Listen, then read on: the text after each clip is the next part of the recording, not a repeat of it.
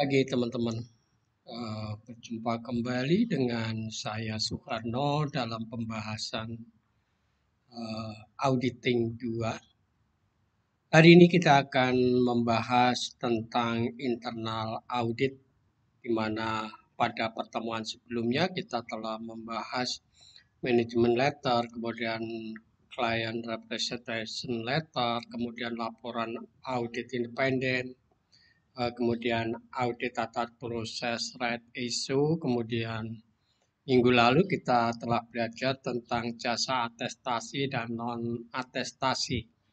Hari ini kita akan belajar tentang audit internal. Pokok bahasan di dalam audit internal kita akan membahas tentang definisi internal audit, kemudian fungsi dari internal audit, kemudian tujuan internal audit, ruang lingkup internal audit, ya. Kemudian tipe, bukti, kemudian ada standar profesi pemeriksaan intern, kemudian laporan, ya, laporan internal audit. Kita nanti juga akan menyajikan contoh dari laporan audit.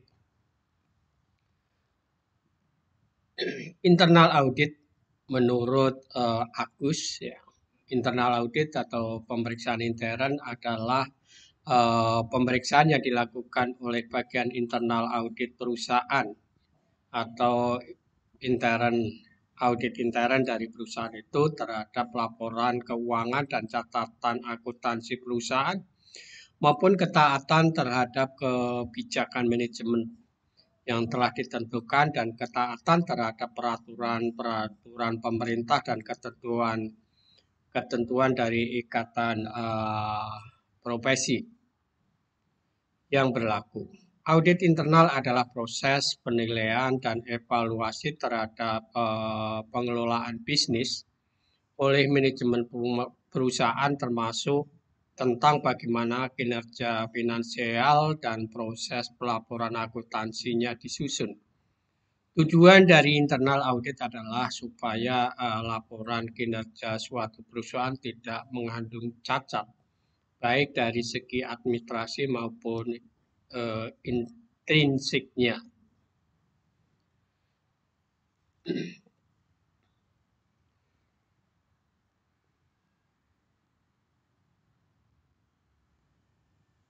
Kemudian fungsi dari audit internal. Fungsi dari audit internal adalah untuk memastikan pengeluaran biaya dan batas wajar. Fungsi pertama audit internal adalah memastikan kas keluar perusahaan memiliki jumlah yang wajar dan sesuai kebutuhan. Oleh karena itu, dalam proses auditing, auditor internal juga akan meminta divisi keuangan menyetorkan bukti transaksi seperti nota, wesel, tanda terima kas, dan sebagainya. Apabila ada kejanggalan dari salah satu transaksi, auditor internal ini juga bisa langsung meminta pertanggungjawabannya kepada manajemen. Yang kedua adalah memastikan kinerja keuangan perusahaan sesuai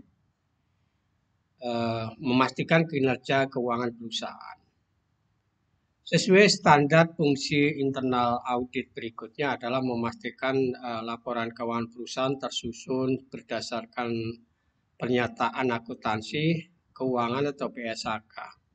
Apabila ada jurnal atau neraca dengan nama akun tidak sesuai PSAK, maka internal auditor bisa minta manajemen memperbaiki laporan keuangan tersebut atau akun tersebut. Selanjutnya adalah menjamin mutu dan integritas dari suatu laporan keuangan.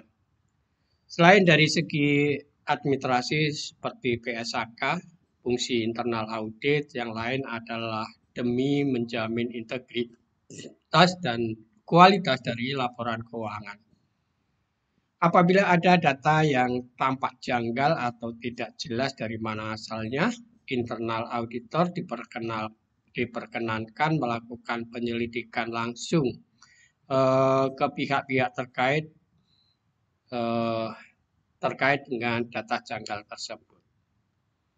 Kemudian internal auditor itu juga bisa memberikan masukan perbaikan. Sebelum proses audit eksternal, internal audit adalah proses yang ketat dan penuh ketelitian. Meski demikian, segala masalah dan kesalahan pencatatan selama tahap audit ini hanya akan jadi konsumsi internal manajemen saja. Lain halnya dengan proses audit eksternal yang bisa merisikokan profesionalitas dan nama perusahaan. Fungsi dari internal audit ya, selain sebagaimana dijelaskan di atas, ini masih menurut SOWAR ya, fungsinya adalah melakukan pelaporan validasi kepada manajer, kemudian membantu proses decision making, melakukan analisa masa datang, membantu manajer dalam pengelolaan perusahaan, kemudian melakukan pengawasan kepada semua aktivitas yang sulit diatasi oleh pimpinan puncak. Kemudian melakukan identifikasi dan meminimalisasi risiko. Selanjutnya adalah mendukung dan membantu manajemen terhadap bidang teknis.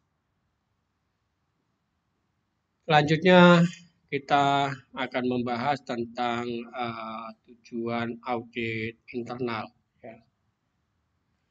Seorang auditor memiliki beberapa pedoman internal audit yang menjadi tujuan utama saat melakukan proses auditing. Ya, di antaranya adalah completeness. Ya. Tujuan pertama audit internal adalah completeness, yaitu kelengkapan data yang dicantumkan dalam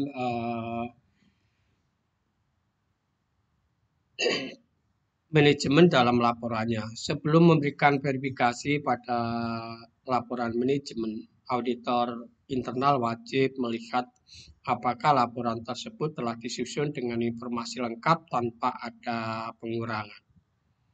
Yang kedua adalah tentang akurasi. Tujuan internal audit adalah untuk memastikan laporan keuangan manajemen akurat dan sesuai dengan realita di lapangan. Apabila menurut internal auditor data tersaji kurang akurat, auditor berhak melakukan penyelidikan mendalam hingga menemukan data yang benar-benar tepat. Yang ketiga ada eksistensi. Selain komplit dan akurat, auditor internal juga perlu memastikan data dalam laporan manajemen benar-benar ada, bukan diada-adakan. Poin eksistensi ini merupakan salah satu pedoman audit internal paling penting untuk menghindari perilaku oknum dalam perusahaan. Selanjutnya adalah valuation. Ya.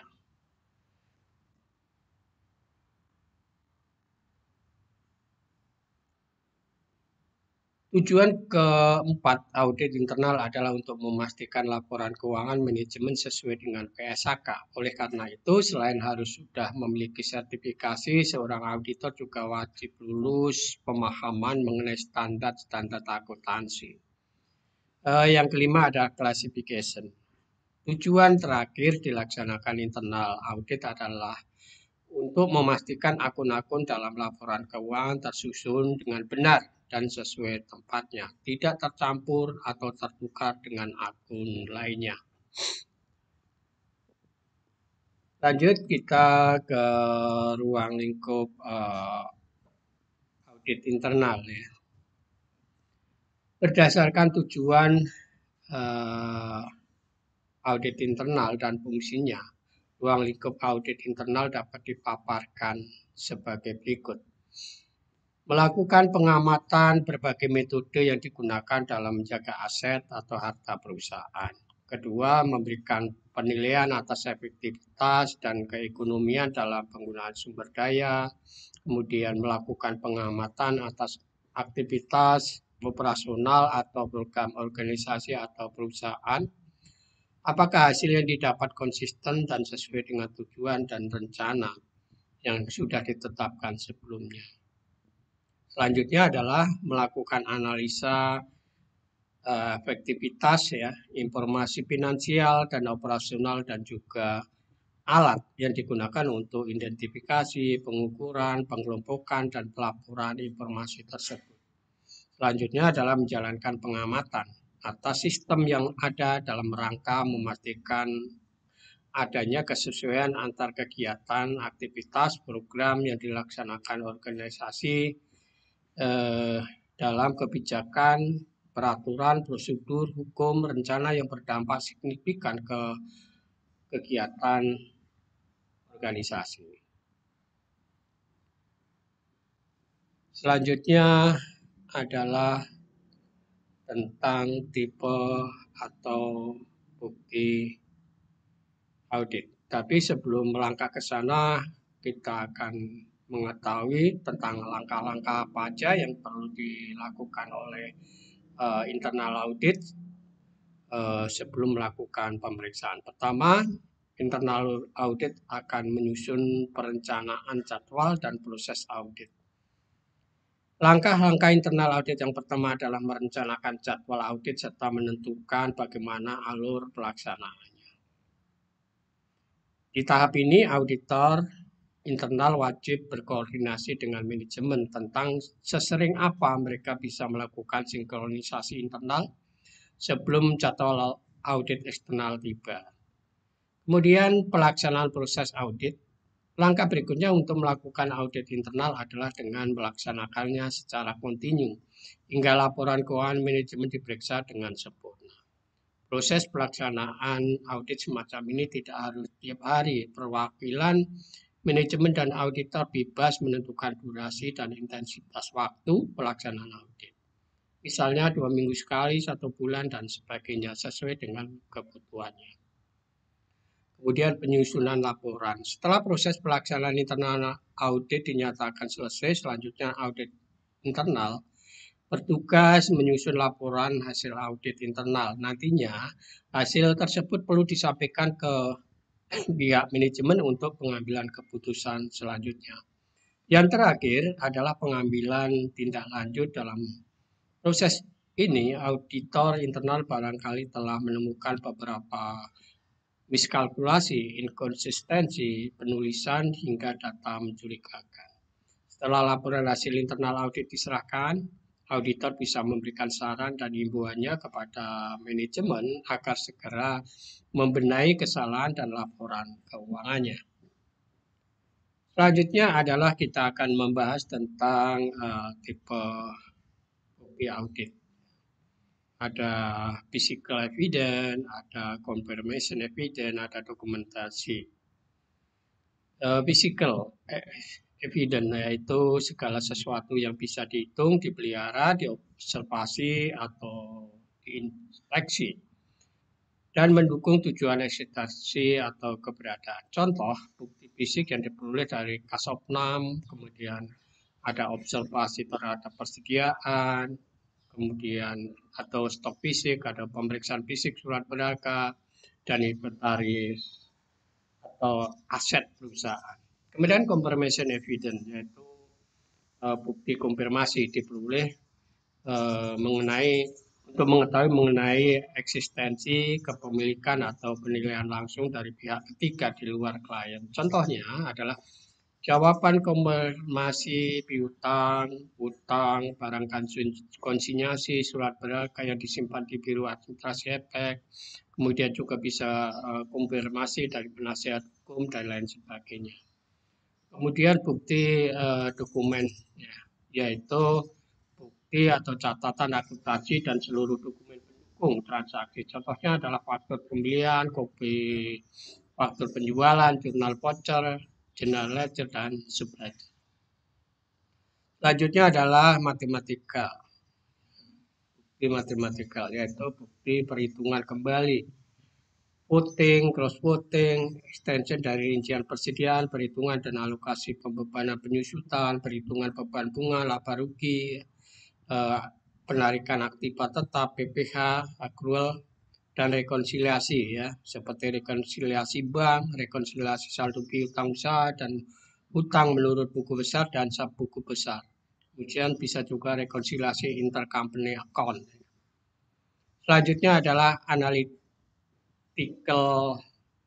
evidence atau bukti analisis, yaitu bukti yang diperoleh melalui penelaahan analisis terhadap informasi keuangan klien.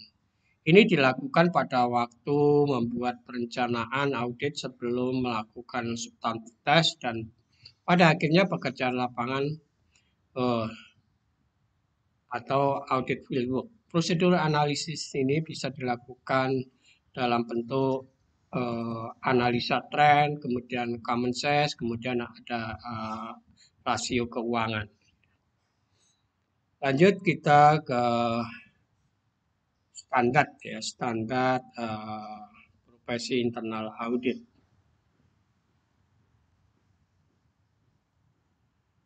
Dalam melakukan pekerjaan harus mengikuti standar atau internal audit ini tentu harus mengikuti standar profesi dan kode etik serta aturan yang berkaitan.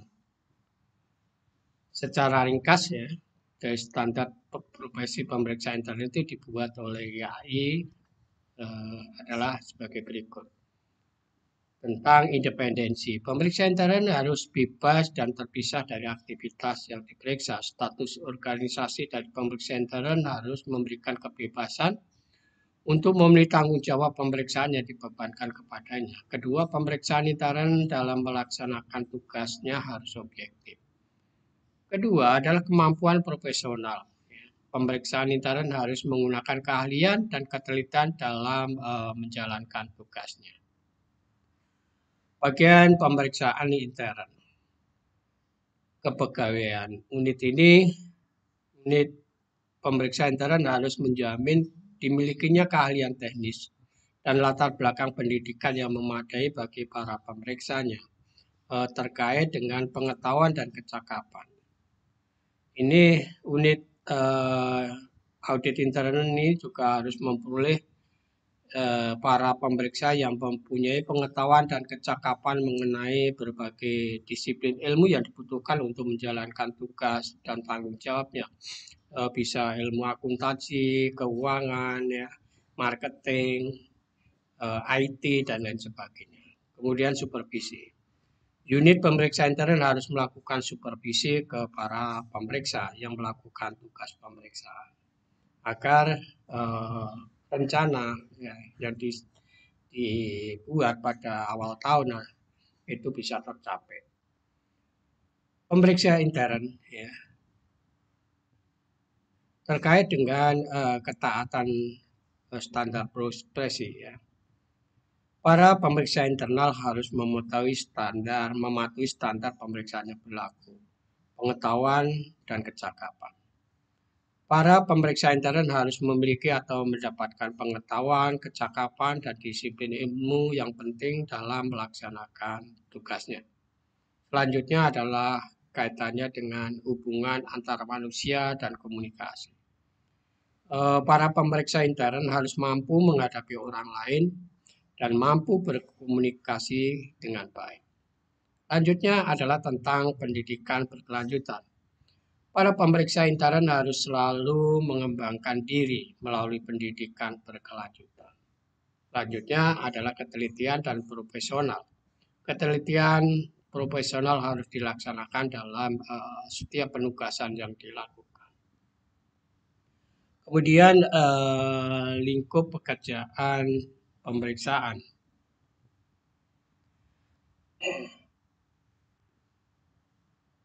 Lingkup pekerjaan pemeriksaan intern harus meliputi pengujian dan evaluasi terhadap kecukupan dan aktivitas pengendalian manajemen serta kualitas pelaksanaan tanggung jawab yang diberikan.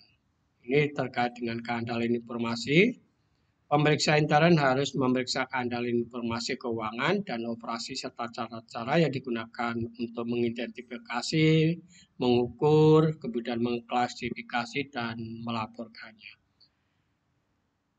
Selanjutnya adalah kesesuaian dengan kebijakan, rencana, prosedur, peraturan perundang-undangan. Terkait hal tersebut, pemeriksa intern harus memeriksa sistem yang telah ditetapkan untuk meyakini apakah sistem tersebut telah sesuai kebijakan, rencana, prosedur, peraturan, dan undang-undang dan harus menentukan apakah organisasi telah mematuhi hal tersebut. Kemudian perlindungan terhadap aktiva. Pemeriksa intern harus memeriksa alat-alat atau cara yang dipergunakan untuk melindungi harta dan jika perlu dilakukan pemeriksaan fisik mengenai keberadaan aktiva tersebut. Penggunaan sumber daya ekonomis dan efisien. Pemeriksa intern harus menilai keekonomisan dan keefektifan penggunaan sumber daya. Pencapaian tujuan. Pemeriksa intern juga harus menilai pekerjaan operasi dan program untuk menentukan apakah hasil yang dicapai telah sesuai dengan tujuan dan sasaran.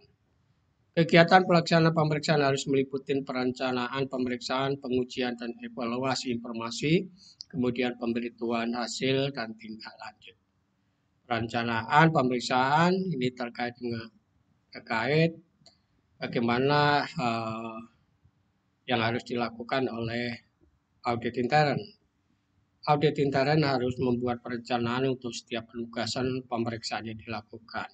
Kemudian juga harus melakukan pengujian dan mengevaluasi informasi. Audit intern harus mengumpulkan, menganalisis, menginterpretasikan, dan membuktikan kebenaran informasi untuk mendukung hasil pemeriksaan. Penyampaian hasil pemeriksaan. Pemeriksa intern harus membuat laporan atas hasil pemeriksaan yang dilakukan dan disampaikan ke pejabat yang tepat. Kemudian tindak lanjut hasil pemeriksaan.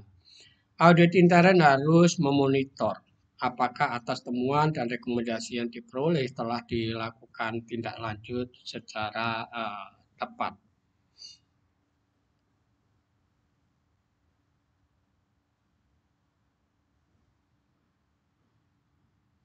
Kemudian manajemen bagian pemeriksaan intern harus dikelola secara baik dan tepat. Ya. Tujuan, kewenangan, dan tanggung jawab. Pimpinan pemeriksa intern harus memiliki pernyataan tujuan, kewenangan, dan tanggung jawab. Perencanaan pimpinan audit intern harus menetapkan rencana bagi pelaksanaan tanggung jawab bagiannya. Kemudian kebijakan dan prosedur.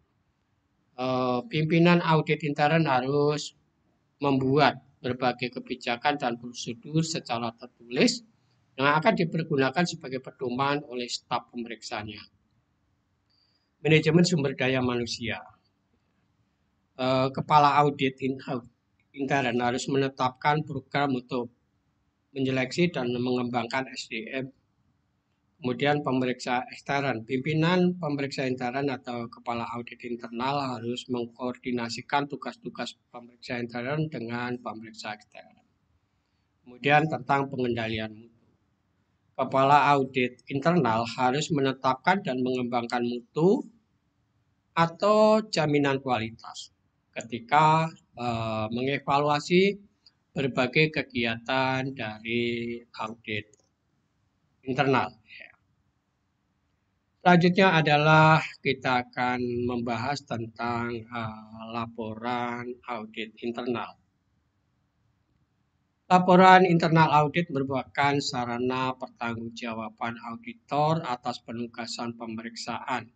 Melalui laporan ini, internal auditor akan mengungkapkan dan menguraikan kelemahan yang terjadi dan keberhasilan yang dapat dicapai.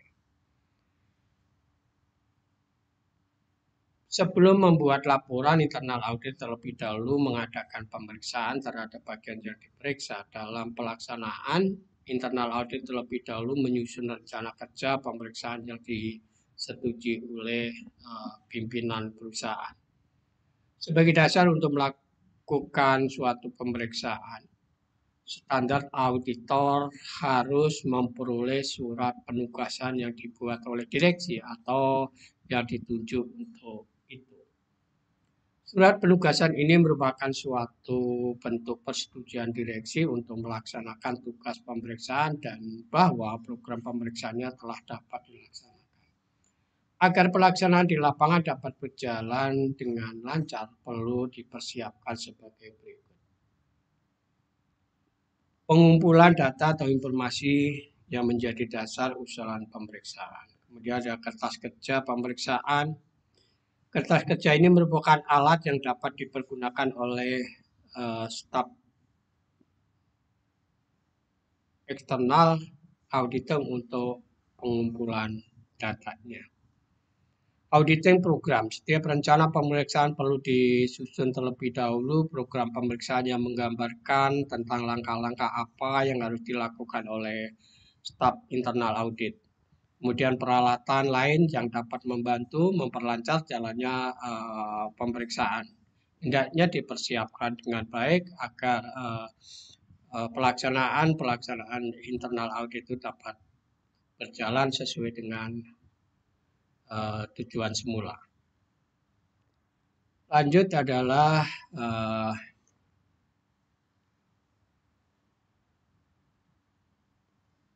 laporan setelah internal audit melakukan pemeriksaan. Internal audit akan menyusun laporan yang akan disampaikan ke pihak manajemen. Adapun bentuk penyajian laporan dapat berupa laporan tertulis, ya. Ini meliputi tabulasi, laporan akuntansi formal, statistik, uraian atau paparan singkat, grafik, ya, suatu kombinasi dan berbagai bentuk. Kemudian bisa juga lisan, presentasi formal grup, ini dapat meliputi penggunaan berbagai alat visual. Kemudian ada konferensi individu. Dalam laporan tertulis, data disampaikan secara lengkap dan menyeluruh, komprehensif. Sementara dalam laporan lisan dapat berupa pemaparan atas hal-hal yang dianggap perlu ditonjolkan dan cenderung informasi yang disampaikan tidak menyeluruh. Agar laporan internal audit informatif, maka sebaiknya laporan tersebut memenuhi beberapa unsur yang menjadi dasar bagi penyusunan laporan. Maka tiap laporan ini harus menerangkan dengan jelas tentang ruang lingkup dan tujuan pemeriksaan. Dibuat seringkas mungkin. Akan tetapi harus jelas dan cukup lengkap agar dapat dimengerti oleh pihak yang menggunakan laporan tersebut. Kemudian laporan internal audit juga harus menyajikan fakta-fakta dengan teliti, lengkap dan layak. Apabila terdapat suatu penyimpangan atau kesalahan, sedapat mungkin dijelaskan sebab dan akibatnya. Kemudian menyajikan pendapat dan kesimpulan pemeriksa secara objektif dalam laporan dengan bahasa yang jelas dan sederhana, sehingga tidak multitafsir. Kemudian semata-mata membuat informasi yang didasarkan pada fakta, pendapat, dan kesimpulan yang di dalam kertas kerja didukung oleh bukti yang memadai. Sedapat mungkin membuat rekomendasi sebagai dasar untuk pengambilan tindakan untuk mengusahakan kebaikan. Kemudian lebih mengutamakan usaha-usaha perbaikan daripada kecaman. Dalam laporan tertulis, ya, perlu diperhatikan beberapa prinsip penyajian. Itu adalah tentang prinsip tersebut meliputi tentang korektif, ya. Penyajian harus tepat dan benar, completed, disajikan secara lengkap, concise, penyajian sesingkat mungkin, clear, ya. Informasi yang disampaikan dalam laporan harus jelas, komprehensif, laporan harus bersifat menyeluruh, ya. Komparatif, ya, sedapat mungkin laporan harus bisa diperbandingkan, considerate, ya. Informasi yang disampaikan harus relevan. Seriti, laporan harus selesai pada waktunya, dan lain sebagainya. Lanjut, perbedaan antara internal audit dengan external audit. Audit internal adalah kegiatan audit konstan yang dilakukan oleh Departemen Audit Internal di dalam organisasi itu. Sedangkan audit eksternal adalah pemeriksaan dan evaluasi yang dilakukan oleh pihak independen dari akun tahunan suatu entitas untuk memberikan pendapat atas laporan keuangannya. Audit internal ini bersifat diskresioner, tetapi audit eksternal bersifat wajib.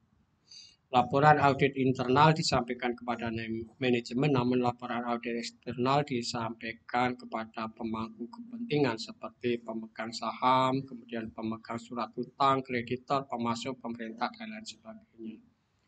Audit internal adalah proses yang berkelanjutan, sedangkan audit eksternal dilakukan setiap tahun. Tujuan audit internal adalah untuk meninjau kegiatan rutin bisnis dan memberikan saran untuk perbaikan. Sebaliknya, audit eksternal bertujuan untuk menganalisis dan memverifikasi terkait keakuratan dan keandalan laporan keuangan.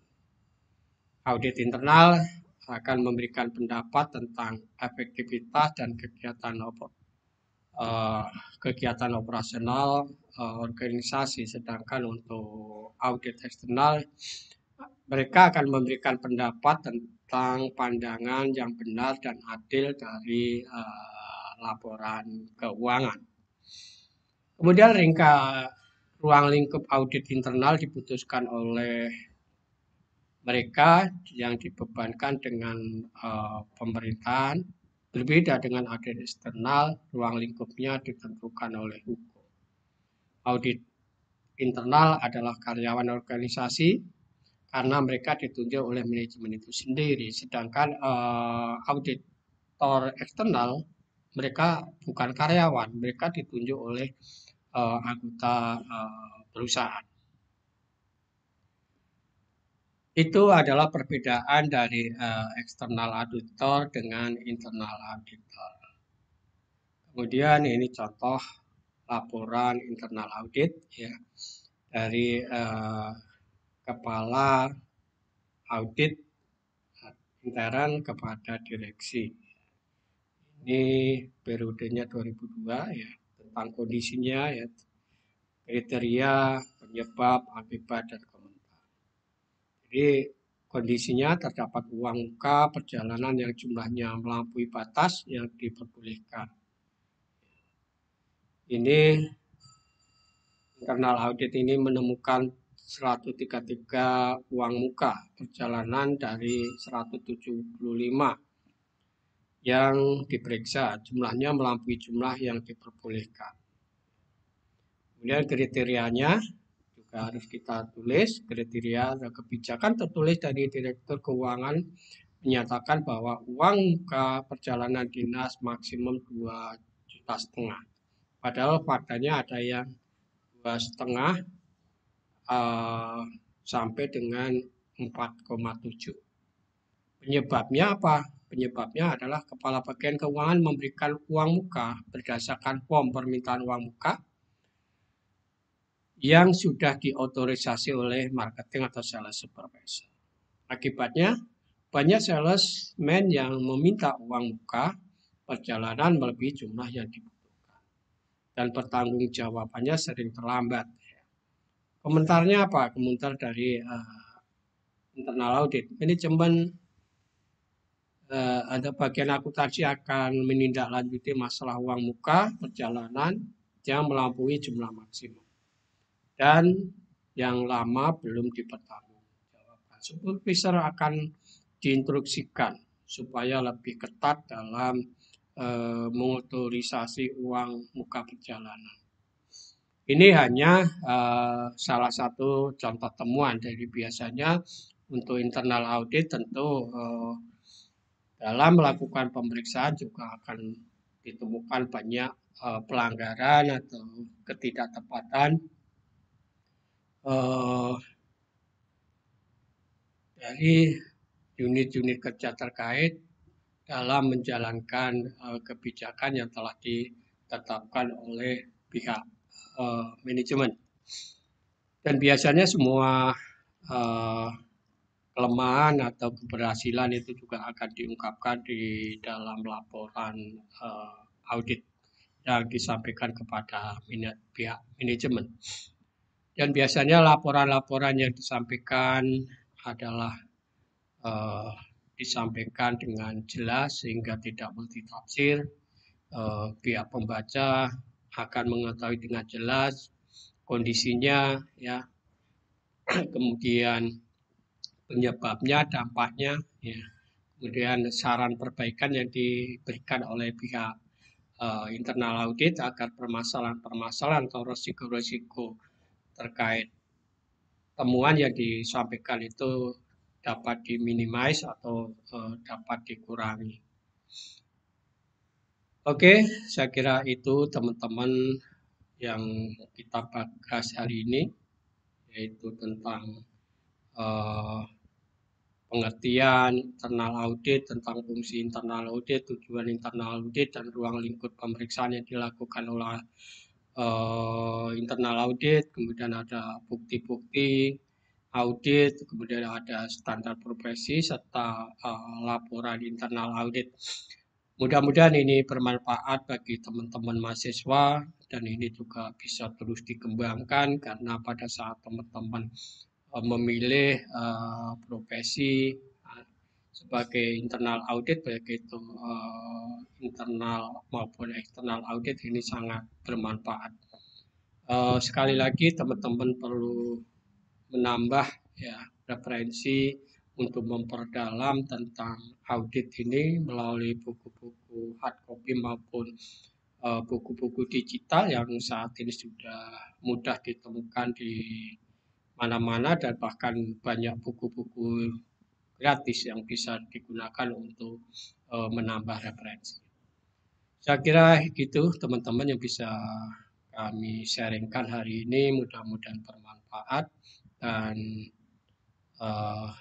sampai ketemu dalam pembahasan selanjutnya. Mudah-mudahan teman-teman selalu menjaga kesehatan. Sampai jumpa dan selamat pagi bagi kita semua.